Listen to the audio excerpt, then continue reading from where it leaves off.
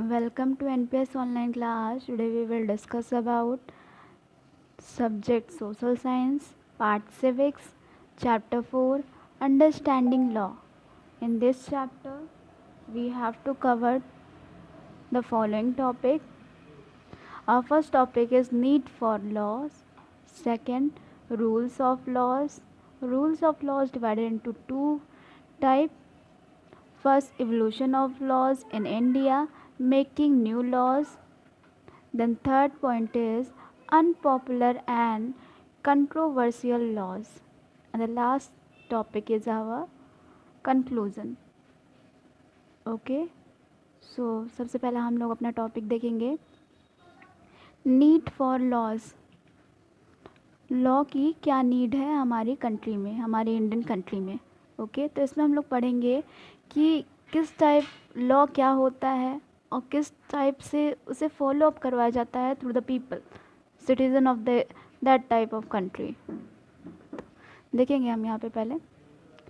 Laws are basic rules and guidelines for living in the people of society. ठीक है, law जैसे कि हमारा है बेसिकली ये रूल्स और गाइडलाइंस है which can be followed by such people which live in a country. ठीक है, लॉ जो हमारा है एक रूल और गाइडलाइंस है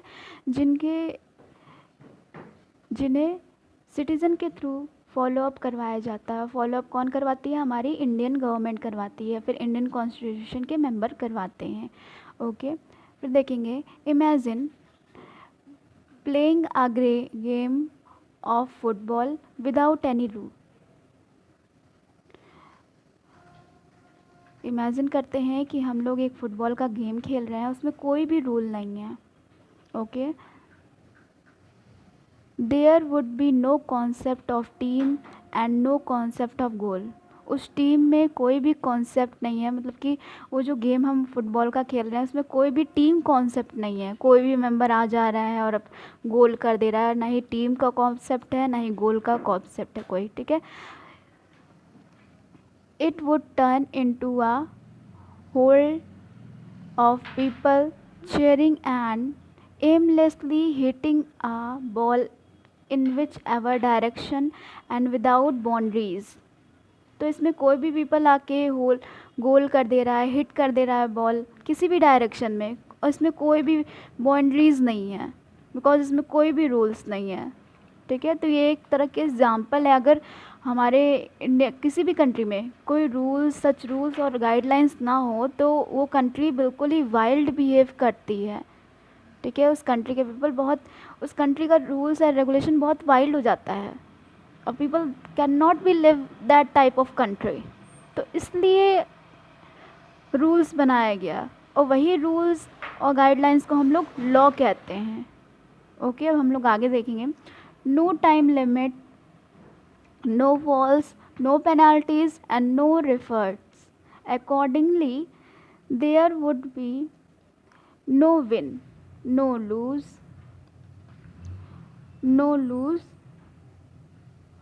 and no result. ठीक है, तो ऐसे में क्या होगा, कोई भी पीपल इस गेम में जो हमारा फुटबॉल का गेम है उसमें कोई भी प्लेयर आकर कोई भी किसी भी डायरेक्शन में बॉल को हिट कर दे रहा है. कोई भी रूल नहीं है, कोई भी रेगुलेशन नहीं है, फॉल्स भी नहीं माने, नो फॉल्स माना जा रहा है, ना ही कोई पेनल्टीज़ लग रही है, ना ही कोई बाउंड्रीज है उसमें, ना ही रेफरी है उसमें. ठीक है, ना ही पेनल्टी है, ना ही रेफरीज है. तो ऐसे such type of game can not the team interested. ठीक है, ना ये एक मेंटेनेंस को पे करता है, ना ही कोई इंटरेस्ट ये पे करता है. वैसे ही हम एक फैमिली का एग्जांपल ले लेते हैं कि जो फैमिली का हेड होता है वही सारे रूल्स और रेगुलेशन ओबे करवाता है. जो इस फैमिली के मेन हेड होते हैं जैसे ग्रैंडफादर और ग्रैंड मदर, वो हेड मेंबर रहते हैं फैमिली के. और जो भी एल्डर्स, जो भी छोटे पेरेंट्स रहते हैं या फिर एल्डर्स ब्रदर एंड सिस्टर रहते हैं, उस लॉ को, उस रूल्स और रेगुलेशन को फॉलो अप करते हैं हमारे होल डे पे. डे की फंक्शनिंग उसी पे डिपेंडेंट रहती है। ठीक है, ये हमारा एक फुटबॉल का एग्जांपल हो गया, ये हमारा फैमिली मेम्बर का एक एग्जांपल हो गया कि without any rules and regulation ना ही एक कंट्री, ना ही एक होम और ना ही एक गेम सक्सेसफुल होता है, और ना ही वो इतना इंटरेस्टिंग होता है लिव में। बहुत ही वाइल्ड बिहेवियंस होता है उसमें। जैसे कि देखेंगे यहाँ पे a family maintains some rules. There is a routine that is followed which is controlled by the head of the family. So rules, whether oral or written, have to exist for smooth functioning of our daily life. ठीक है, जैसे कि मैंने बताया कि head of the family जो होता है वो रूल्स और रेगुलेशन को चलाता है। इसी रूल्स और रेगुलेशन पे डिपेंडेंट जो पीपल होते हैं वो well maintain, well behave, function करते हैं अपनी पूरी डेली लाइफ में। ठीक है, तभी वो हमारा टाइम, हमारे गेम्स और हमारे रूल्स और रेगुलेशन जो लॉज के अंदर आते हैं वही किसी भी फील्ड में सक्सेसफुल होते हैं। ठीक है, तो ये हमारा था ये topic, need for law. Law की हमें क्या ज़रूरत है हमारे इन आवर डेली लाइफ, या फिर हमारे इंडियन कॉन्स्टिट्यूशन में क्या नीड है लॉ की। तो हम देखेंगे नेक्स्ट पेज में, similarly society which has a large number of people. ऐसे ही जैसे फुटबॉल का एग्जांपल लिया था हमने, वैसे ही फैमिली का, head of the family member का एग्जांपल दिया था, वैसे ही एक सोसाइटी है जिसमें बहुत large number of the people live करते हैं। अगर उसमें कोई भी रूल्स या रेगुलेशन ना हो तो वो वहाँ का इन्वायरमेंट, वो एरिया एकदम जंगल एरिया बन जाएगा। ठीक है, वो सेफ़ नहीं रहेगा किसी भी पीपल के लिए to live here. Similarly society which has a large number of people has to have some rule to abide by, or else it would not be a healthy and fair environment to live in. ठीक है, ये ना ही healthy environment रहेगा, ना ही fair environment रहेगा वो citizen की society का, वो एरिया बिल्कुल भी अनफेयर हो जाएगा। This is way to live in civilized society frames some laws, and then it has to have its own system to enforce the law. ठीक है, एक सिविलाइज सोसाइटी के लिए हमें फ्रेम करना पड़ता है लॉ को और enforce to follow up that law. तो यही हमारी नीड्स थी लॉ की हमारे इंडियन कॉन्स्टिट्यूशन में या फिर किसी भी एरिया ऑफ द सोसाइटी के लिए। फिर देखिए हमारा नेक्स्ट सेकंड टॉपिक है रूल्स ऑफ लॉ।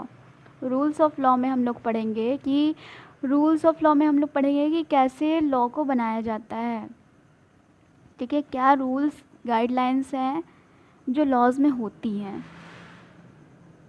इसी के अंडर में हम लोग एवोल्यूशन ऑफ लॉ पढ़ेंगे और कैसे लॉ को हम लोग बनाते हैं वो पढ़ेंगे। किस पार्टीज़ के थ्रू, किस मेंबर के थ्रू ये लॉ सारे इश्यूज़ होते हैं, किस हाउसेस के थ्रू, वो हम लोग इसमें पढ़ेंगे। ओके, तो ये हमारा फर्स्ट पॉइंट है इस टॉपिक का, रूल्स ऑफ लॉ में। देखेंगे पहले हम रूल्स ऑफ लॉ में। The rules of law is a foundation for both our liberties and for order. The rules of law respects us as equal. It allows us to recognize our life, plan our future, and resolve dispute in a rational way. Thus, the rules of law is not in favor of both dictatorship and anarchy. It cannot be exist without a transparent legal system. तो rules of law जो हमारा ये एक system है, एक foundation working liberties and order है जो respect करता है इक्वालिटी के, पीपल की इक्वालिटी, चाहे वो किसी फील्ड में इक्वालिटी हो, चाहे एजुकेशन पे इक्वालिटी हो जाए या फिर एक्सप्लॉटेशन पे इक्वालिटी हो जाए या फिर किसी भी फील्ड में।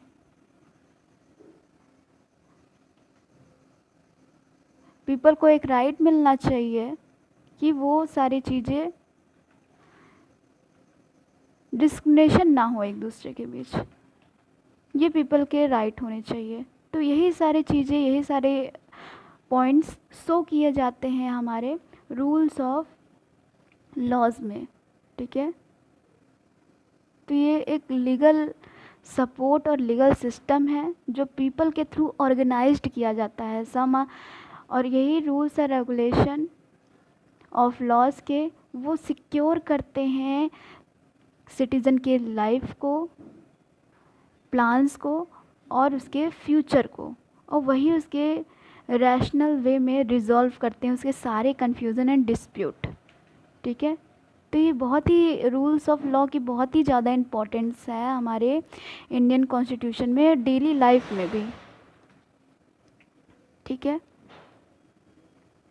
अब इसमें हम लोग देखेंगे first point, evolution of law in India. कैसे एवोल्यूशन हुआ लॉ का हमारे इंडियन कॉन्स्टिट्यूशन में।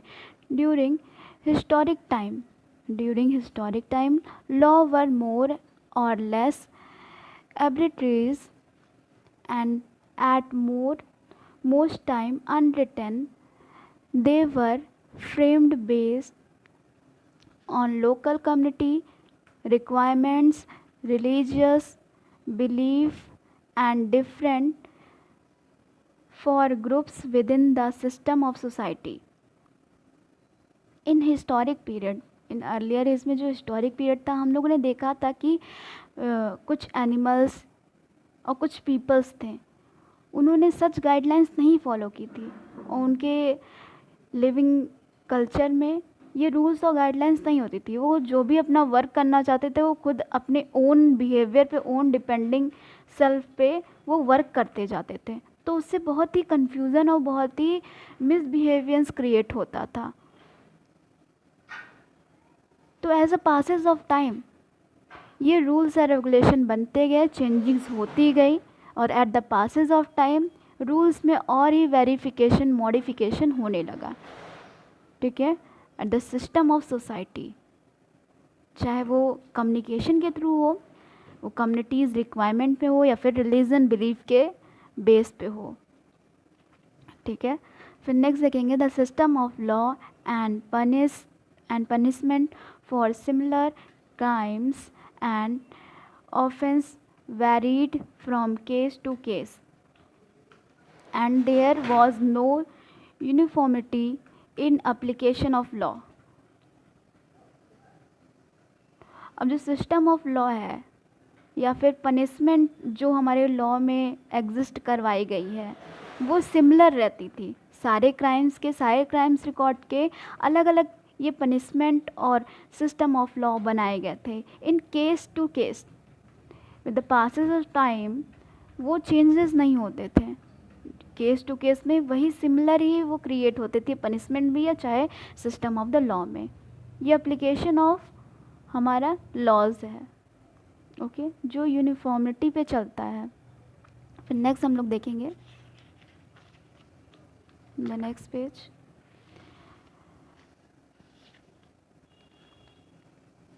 Evolution of the Indian law के बाद हम लोग देखेंगे मेकिंग न्यू लॉ। कैसे न्यू लॉ को एग्जिस्ट करवाया जाता है हमारी सोसाइटी में और क्या ऐसी सिचुएशन क्रिएट होती है कि हमें न्यू लॉ बनाना पड़ता है, ओके। तो इसमें इस टॉपिक में हम लोग यही देखेंगे। तो देखेंगे laws have to be changed within time and as the society develops the social order changes with the time. Imagine 50 years back.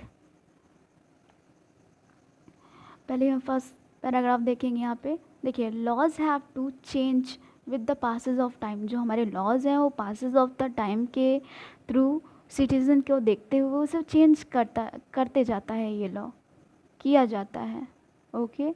जैसे हमारी सोसाइटी डेवलप करती है वैसे हमारे लॉज भी डेवलप करते हैं। बिकॉज जैसे सोसाइटी डेवलप करती है वैसे क्राइम भी इंक्रीज़ होते जाते हैं। ओके, तो क्राइम को कंसीडर्ड में रखते हुए हम लोग न्यू लॉज भी बनाते हैं। ऐसी सिचुएशन वहाँ पे हेल्ड हो जाती है जैसे पॉल्यूशन पे बहुत ही एक्ट आर्टिकल्स बनाए गए हैं, ठीक है। तो that act and articles come under the law. तो ये जब सोसाइटी डेवलपमेंट होगा तो न्यू न्यू थिंग्स और न्यू न्यू डिजास्टर और पॉल्यूशन जैसे इफ़ेक्ट आते हैं हमारी सोसाइटी पे। या सोसाइटी डेवलप जब होती है ऐसे मोर लॉज और मोर कंडीशन आती है जो हमें न्यू लॉ को बनाना पड़ता ही, ठीक है। फिर हम लोग आगे पढ़ेंगे। The society order change with time, और सोसाइटी का order with the passes of time change होता रहता है। फिर देखेंगे इमेजिन 50 ईयर बैक। अब हम लोग इमेजिन कर रहे हैं कि 50 ईयर बैक के बारे में। There were hardly and any care and और मोबाइल फ़ोन। 50 ईयर बैक में बहुत ही हार्डली कैरिड करना पड़ता था मोबाइल फ़ोन को, ठीक है। लेकिन with the passes of time, with the complete technology change, आजकल सभी की पीपल के पास एक मोबाइल फ़ोन है, ठीक है। With the passes of time, क्योंकि उसकी जो कॉस्ट है वो लो हो गई है, वो इजली मार्केट में सफिशिएंट अमाउंट में हमें मिलता, हमारा मोबाइल फ़ोन मिलता है, तो इसलिए उसकी कॉस्टिंग रेट ये लो कर गई है। अब हम लोग आगे देखेंगे। ये तो 50 ईयर्स बैक की बात थी कि बहुत हार्ड टू फाइंड और hard to occupy mobile phone होता था। As time went by, technology has completely changed the situation, and today the traffic density is very high and the Indian economy is one of the biggest market for mobile phone in the world. With the passes of time, जब technology का और development हुआ, वो पूरी तरह change हो गई इसकी टेक्नोलॉजी। जैसे ही मोबाइल फ़ोन हमारे लाइफ में इंटर किया तो पूरी जो मार्केट सिस्टम था, हमारे इंडियन इकोनॉमी का मार्केट सिस्टम था, और पूरे वर्ल्ड में ये इकोनॉमी चेंज हुई किसके थ्रू? टेक्नोलॉजी के थ्रू हुआ।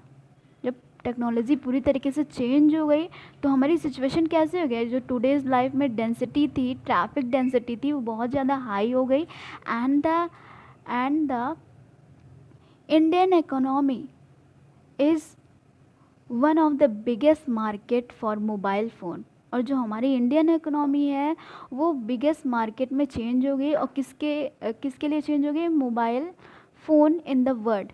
और पूरे विश्व में, पूरे वर्ल्ड में मोबाइल फ़ोन में हमारी बिगेस्ट इकोनॉमी है, बिगेस्ट मार्केट थ्रू के इंडियन इकोनॉमी है।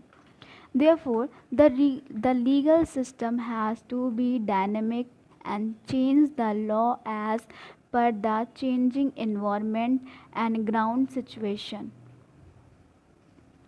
ठीक है, तो ये सारी जो चीज़ें with the passes of time develop हुआ, हमारी सोसाइटी, हमारे टेक्नोलॉजीज़ डेवलप हुए हैं। तो ये एक प्रोसेस कैसा हुआ?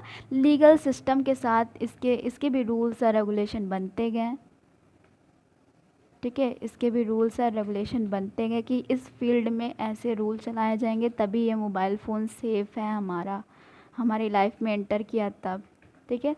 तो ये एक लीगल सिस्टम बनाया गया, जो कि लीगल सिस्टम हमारा डायनेमिक प्लेस पे था। And change the law as per the changing environment. और लॉ हमारा इन्वायरमेंट के थ्रू चेंज होता है, सिचुएशन के थ्रू चेंज होता है। देखिए यहाँ पे dynamic and change the law as per the changing environment and ground situation। वो बैकग्राउंड सिचुएशन उस सोसाइटी के या फिर उस एरिया या फिर स्टेट और कंट्री को देख के, उसकी बैकग्राउंड सिचुएशन या फिर चेंजिंग इन्वायरमेंट को देखते हुए हम लोग न्यू लॉ की मेकिंग करते हैं, ठीक है। और न्यू लॉ की मेकिंग कैसे होती है? एग्जीक्यूटिव से होती है, ठीक है। एग्जीक्यूटिव और लेजिस्लेटिव से ये होती है। तो देखिए ये इसके मेंबर जो होते हैं लेजिस्लेटिव, वो लॉ बनाते हैं। फिर देखेंगे example of some of the law which have come about in recent past are given below। अब यहाँ पे सम लॉज के एग्जाम्पल हैं जो कि अभी रीसेंट पास्ट में ही मेक हुए हैं। ठीक है, ये देखिए, जैसे कि हमारा पहला लॉ है, ये सारे लॉज हमारे सिटीज़न के लिए हैं। जैसे हमारा पहला लॉ है वुमेन के लिए, protection of women against domestic law 2006। तो ये जो वुमेन्स के लिए लॉ है, ये डोमेस्टिक वायलेंस जो क्रिएट होता था हर घर में, आप लोग देखते होंगे कि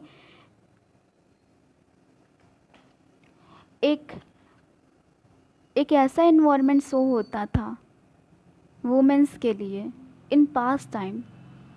और कुछ होम्स में तो ऐसे होते थे कि जो बहुत ही वेल मैनर्ड बिहेव करते थे वुमेन के साथ, लेकिन कुछ हाउसेस ऐसे होते थे जो कि इम्प्रॉपर बिहेवियंस करते थे। वही इम्प्रॉपर बिहेवियंस विथ वुमेन्स को अंडर में रखा गया है डोमेस्टिक वायलेंस में, जो कि ये लॉज कब बना था हमारा 2006 में बना था। और ये लॉ हमारा वुमेन के थ्रू एग्जिस्ट करता है, वुमेन के लिए बना है। ओके, तो इस लॉ से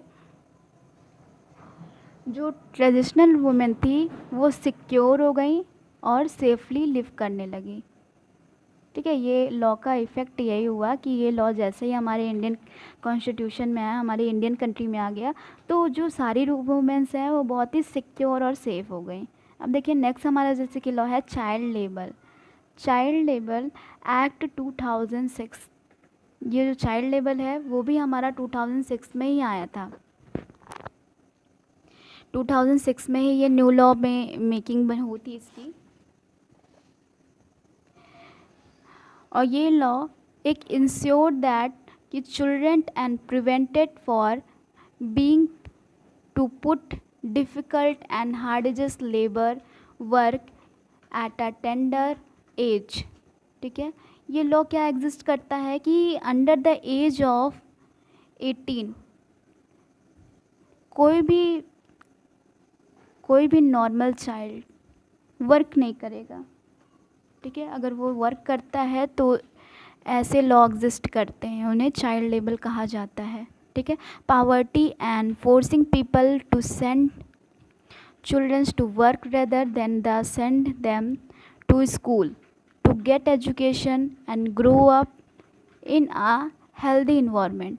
तो ये जो हमारा चाइल्ड लेबर है पावर्टी के अकॉर्डिंग, ठीक है, पावर्टी एंड पुअर इन्वायरमेंट के लिए के कारण पीपल फोर्स करते थे, अपने चाइल्ड को सेंड करते थे वर्क पे रेदर देन द स्कूल के भेजने के बजाय वो क्या अपने चाइल्ड को वर्क पे सेंड करते थे। ठीक है, for earning more and more money. अगर उसे स्कूल भेजते तो उसे एजुकेशन मिलती एंड उसका ग्रो अप इन हेल्दी इन्वायरमेंट, वो उसका जो माइंड डेवलप होता, उसकी ग्रोथ होती, तो वो हेल्दी इन्वायरमेंट में ग्रो करता। At the passes of age वो खुद ही अर्निंग करने लगता। और जो अभी इस एज में अर्निंग कर रहा है वो अडल्ट एज में और मोर अर्निंग करता। ठीक है,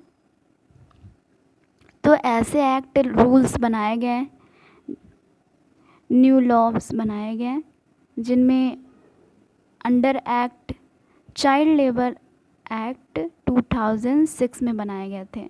इसमें अंडर ये कंडीशन आती है कि चिल्ड्रंस को नहीं सेंड किया जा सकता है वर्क पे rather than the sending to them school. फिर नेक्स्ट हमारा है डायरी। नेक्स्ट थर्ड है हमारा डाउरी प्रोहिबिशन एक्ट। ये हमारा एक्ट बना था, ये हमारा लॉ बना था 1961 में। 1961 में बना था। ये लॉ एग्जिस्ट करता है कि young women were being killing after marriage for the greed of dowry. ठीक है, जो यंग वुमेन थी उनकी मैरिज के बाद उन्हें मार दिया जाता था। किस लिए? डाउरी के लिए, दहेज के लिए।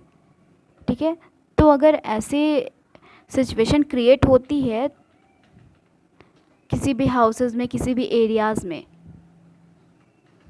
तो गवर्नमेंट ने ऐसे लॉज को अमेंड किया है।